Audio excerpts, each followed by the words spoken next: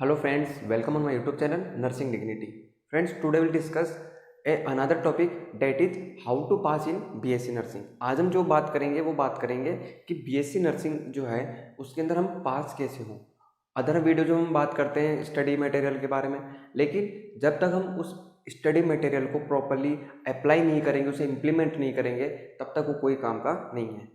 बहुत से बच्चों के कमेंट आ रहे थे कि सर हमें बताइए कि हम जो बीएससी नर्सिंग है या अदर जो सब्जेक्ट है लाइक जीएनएम हो गया, पोस्ट बेसिक है, इनके अंदर हम पास कैसे हों। और मैं आपको जो आज बताऊंगा टिप्स एंड ट्रिक्स एग्जाम के लिए, जो आपको पास ही नहीं करवाएगी बल्कि आपको टॉपर भी बना सकती है। सबसे पहले होता है कि जो मेन पॉइंट होता है, जो बच्चे होते हैं पढ़ाई सभी करते हैं, क्लास का टॉपर भी पढ़ाई करता है, क्लास का जो बच्चा है जो फेल हो रहा है वो भी पढ़ाई करता है, लेकिन वो उस पढ़ाई को कितना इम्प्लीमेंट कर पाता है एग्जाम पे, ये मैटर करता है। तो सबसे पहले मैं आपको बताता हूँ कि पेपर को अटेंड करने का कौन सा तरीका आपको यूज़ में लेना चाहिए। पहला जो पॉइंट होता है इसमें होता है टाइम मैनेजमेंट। आपको टाइम के अकॉर्डिंग पेपर को अटेंड करना है, चाहे आप बीएससी फर्स्ट ईयर के स्टूडेंट हो, सेकंड या थर्ड या फिर फाइनल ईयर के या जीएनएम के हो। क्योंकि जो आपका पेपर लगता है, जो कोई भी यूनिवर्सिटी हो, इनके अंदर जो पेपर होता है अप्रोक्स 3 आवर्स का होता है। 3 आवर्स में आपको अप्रोक्स 5 to 6 क्वेश्चन अटेम्प्ट करने होते हैं। तो आप इन 5 to 6 क्वेश्चन को इस 3 आवर के अकॉर्डिंग डिवाइड कर लीजिए। लाइक यदि हम डिवाइड करते हैं तो आपको अप्रोक्स 30 to 40 मिनट एक क्वेश्चन के लिए मिलता है। तो सबसे पहला मैनेजमेंट होता है टाइम मैनेजमेंट, और सबसे इंपॉर्टेंट की पॉइंट होता है टाइम मैनेजमेंट। अब बात आती है कि जो आपका टाइम मैनेजमेंट है ये आपने कर लिया, क्वेश्चन को आपने आधे घंटा दिया, तो अब क्वेश्चन को करना कैसे है। तो सबसे पहले है कि आपको पहला जो पूरा पेपर आपके पास आए उसे पढ़ना है, फिर आपको वो क्वेश्चन करने जो आपको बहुत अच्छी तरीके से आते हैं, और ये बात सब आप जानते हैं, लेकिन उन क्वेश्चन में भी आपको देखना है, जैसे कोई एक 16 नंबर का सिंगल क्वेश्चन है और एक शॉर्ट नोट है 16 नंबर का, तो आपको शॉर्ट नोट को अटेम्प्ट करना चाहिए, क्योंकि जो शॉर्ट नोट्स होते हैं उनके अंदर आपको ज़्यादा मार्क मिलने के चांसेस रहते हैं एज कम्पेयर टू पूरा क्वेश्चन। क्योंकि आप एक क्वेश्चन करेंगे, एग्जामिनर आपको, यदि आप पूरा क्वेश्चन एकदम बिल्कुल सही भी आंसर देंगे उसका, तो भी आपको मैक्सिमम 12 मार्क मिल सकते हैं। लेकिन जो शॉर्ट नोट्स है उसके अंदर आपको पूरे में से पूरे मार्क मिलने की प्रोबेबिलिटी होती है, तो आपको पूरे 16 या 15 तो मिलेंगे ही मिलेंगे चारों के अंदर मिला करके। तो आपको शॉर्ट नोट्स के ऊपर ज़्यादा फोकस करना है। दूसरी बात आती है कि क्वेश्चन कुछ ऐसे सब्जेक्ट्स होती है जिनके अंदर पर्टिकुलर एग्जामिनर का पैटर्न होता है, वो अलग अलग होता है। लाइक जैसे हम बात करें फर्स्ट ईयर के बारे में, तो एनाटॉमी फिजियोलॉजी है, तो एनाटॉमी के अंदर जितने आप डायग्राम बनाएंगे, तो डायग्राम को भी आपको उस क्वेश्चन की नंबर के अकॉर्डिंग डिवाइड कर लेना है। कि जैसे 4 नंबर का एक शॉर्ट नोट पूछा तो उसमें आप 2 डायग्राम बनाइए, सिंगल पेज में 2 बना दीजिए और एक पेज में उसको एक्सप्लेन कर दीजिए। दूसरी जो बात आती है अदर सब्जेक्ट है, लाइक मेडिकल सर्जिकल है, उसमें बच्चे कंफ्यूज हो जाते हैं। मेडिकल सर्जिकल या अदर सब्जेक्ट लाइक साइकेट्रिक हो गई, एमएसएन हो गई, ओबीजी हो गई, इन सभी में आपको नर्सिंग केयर प्लान बनाना रहता है। तो यदि एग्जाम के अंदर क्वेश्चन में आपसे नर्सिंग केयर प्लान पूछा है तो आपको नर्सिंग केयर प्लान ही बनाना है। आप क्या करते हैं, नर्सिंग केयर प्लान पूछा तो आप नर्सिंग मैनेजमेंट बना देते हैं, असेसमेंट करते हैं, फिर नर्सिंग डायग्नोसिस, फिर उनके सबके मिक्स में इंटरवेंशन लिख देते हैं। तो वो इतना इफेक्टिव नहीं हो पाता है। आपको नंबर मिलेंगे लेकिन आपको पूरे में से पूरे नंबर नहीं मिल पाते हैं, और ये छोटी छोटी जो माइनर मिस्टेक्स होती है वो आपको जो पेपर है वो बैक करवा देती है। दूसरी जो बात आती है, पहली थी टाइम मैनेजमेंट, दूसरा था कि पेपर को डिवाइड करना है आपको, और जो आपकी आंसर शीट है उसके अंदर आपको देखना है कि उसमें कितने पेज दिए हुए हैं। यदि सपोज आंसर जो शीट है आपकी 40 पेज की है, 40 पेज आपकी आंसर की में है, और जो पेपर है आपका वो 80 नंबर का है, तो आपको ये देख लेना कि एक पेज के अंदर 2 नंबर का मुझे काम करना है। तो यदि कोई क्वेश्चन 16 नंबर का है तो उसमें आपको 8 पेज फिल करने हैं।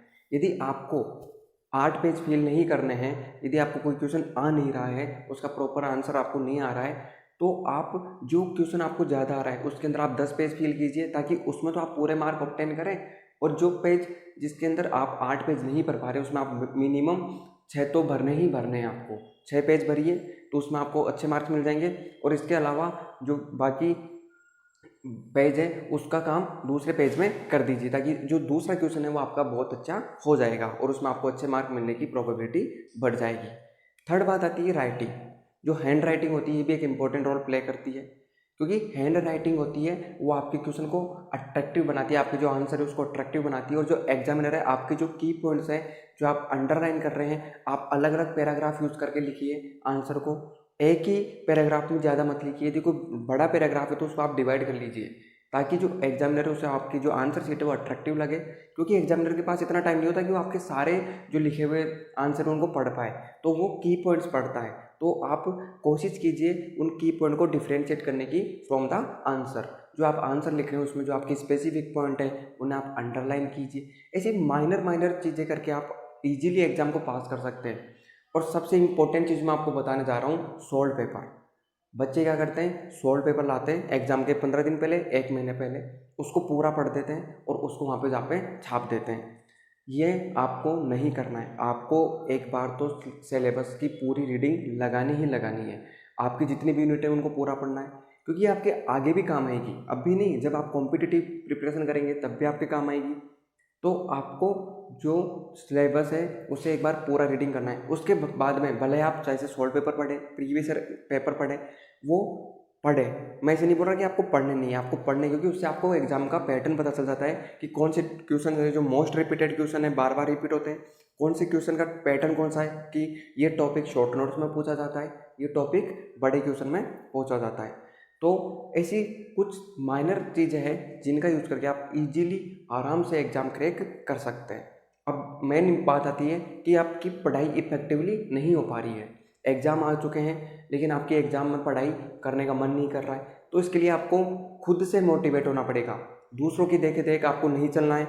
आपका फ्रेंड 10 घंटे पढ़ रहा है तो आपको ज़रूरी नहीं है 10 घंटे पढ़े, आप 6 घंटे भी पढ़ें, लेकिन इतना पढ़ें कि आप उसको पूरी तरह से याद कर सकें। आपको वो चीज़ जो आप पढ़ रहे हैं वो एग्ज़ाम के अंदर याद आ सके।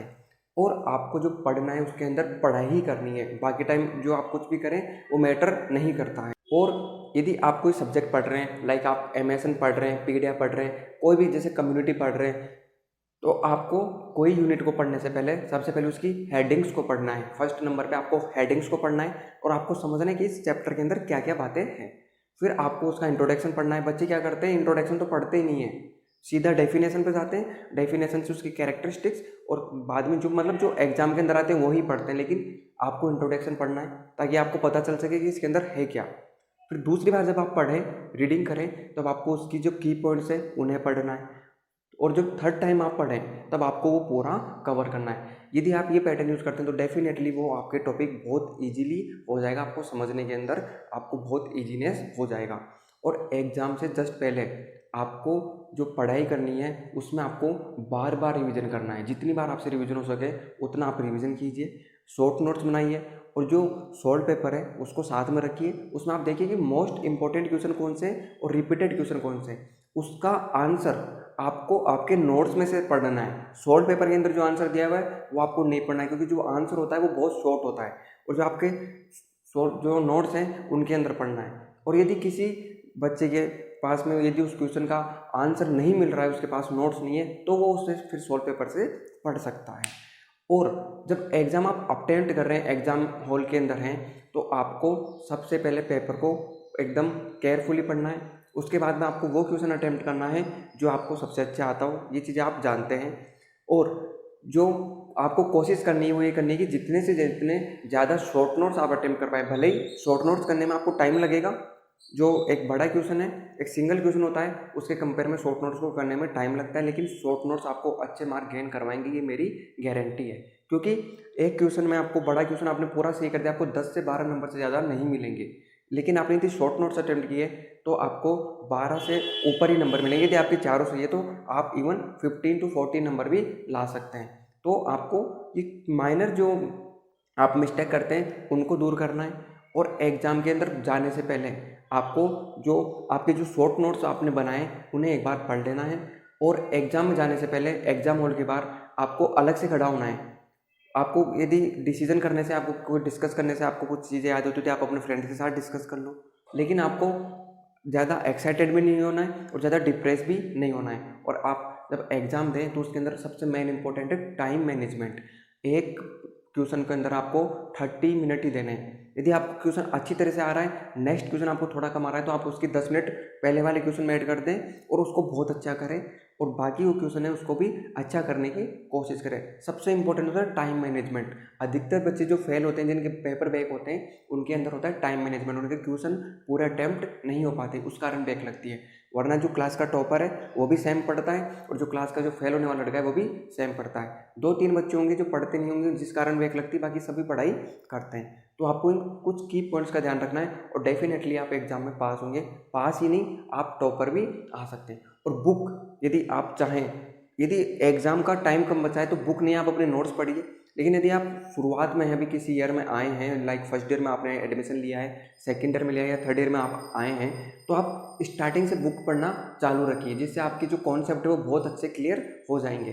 तो ये जो कुछ माइनर पॉइंट्स हैं, ये आपको अच्छे नंबर गेन करवाएंगे, और आपकी जो मार्कशीट होगी उसमें आपको अच्छे नंबर मिलेंगे डेफिनेटली। और आपको एम रखना है कि मुझे जो एक ईयर में एक मार्कशीट ही लेनी है, ज़्यादा मार्कशीट नहीं लेनी है। मतलब आपको बैक लगवाने का सोचना ही नहीं है कि एग्जाम में नहीं पढ़ा, तो यदि आपने पढ़ा भी नहीं तो आपके अंदर इतना कॉन्फिडेंस होना चाहिए कि मैं पेपर डेफिनेटली कर दूंगा, क्योंकि मैंने जो क्लास अटेम्प्ट की उससे मैं पेपर कर दूंगा। तो आपके अंदर जो कॉन्फिडेंस होगा वही आपका पेपर आपको पास करवाएगा। तो आज का ये जो हमारा टॉपिक था, ये कुछ एग्जाम्स के टिप्स एंड जो ट्रिक्स है उनके ऊपर बेस्ड था। तो इसी के साथ आज का जो हमारा ये वीडियो है कंप्लीट होता है। आपको हमारा वीडियो अच्छा लगे, सजेशन आपके कोई और क्वेश्चन हो तो आप हमें कमेंट बॉक्स में बताइएगा। Thank you.